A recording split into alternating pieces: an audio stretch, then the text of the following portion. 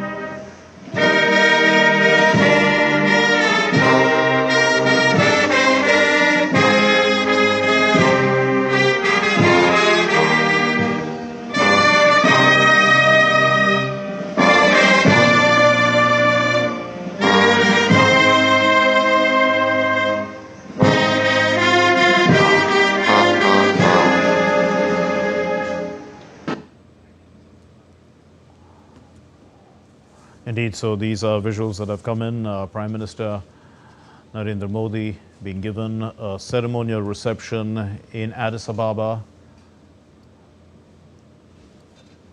India and Ethiopia share very old and historic ties. And this is a new chapter because this is the first visit by Prime Minister Narendra Modi to Addis Ababa in his tenure as Prime Minister. And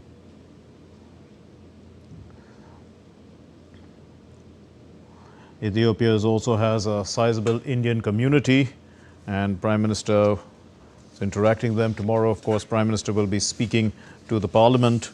He'll be addressing a joint session of the Parliament, and really it is a democratic journey of India, shared values with Ethiopia that he's likely to raise.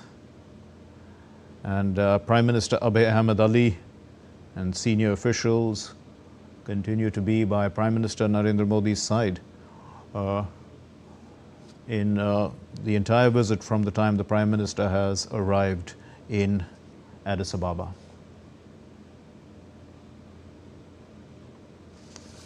Let's turn once again to our guests to put all this into context. So we can see that the visit, of course, is being given due importance by Ethiopia. India's emergence or as a leader of the global south, and also the important role that India played in bringing the African Union into the G20. To what extent, is India looked at as really a nation that can be trusted, that has the goodwill and the geopolitical capital to be a leader of South-South cooperation, not only with Africa, but with many nations of the global South. What do you say, Ambassador Dayal? Well, I think India is trusted greatly, and you can see it in the sort of warmth that exists between Prime Minister Modi and various leaders whom he interacts with.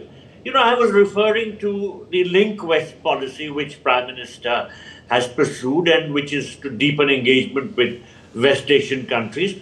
But alongside that, there is also the Africa Initiative, which has brought him to Africa. And the Africa Initiative is a comprehensive, multifaceted foreign policy approach that centers on enhancing India-Africa relations. Now, there is an old saying in diplomacy that to get respect, you must give respect. And the Prime Minister has gone out of his way to give respect to various countries, and he has engaged with them in a partnership which is mutually beneficial. So this message has gone across that India believes in Vasudhaiva Kutumbakam, that India considers the world as one family and is prepared to assist other countries to the maximum extent possible. And that is why he is treated with high respect. His popularity is the highest amongst all global leaders. Several ranking agencies have said that. And he is invited, for instance, to forums like the G7, where India is not a member, repeatedly. And that's because he enjoys respect. And this is a very important factor in enhancing India's stature and increasing the respect that countries have for India and the manner in which they reach out to India and send across the message that they trust India for a long-term relationship.